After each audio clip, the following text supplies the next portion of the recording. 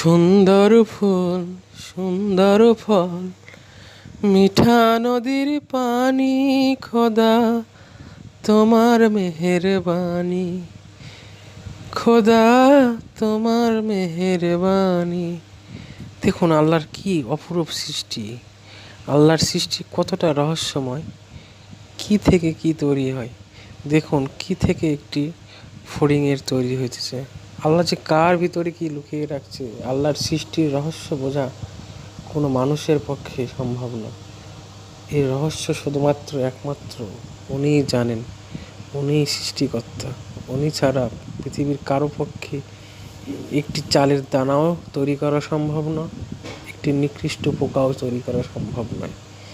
তিনি মহান, তিনি আমাদের রব। তিনি চাইলে রাতকে দিন, দিনকে রাত, সাগরকে মরুভূমি, মরুভূমিকে সাগর করতে পারেন। দেখুন কীভাবে চোখের পলকে কি থেকে একটি সুন্দর ফড়িংয়ের জন্ম হয়ে গেল। আলহামদুলিল্লাহ।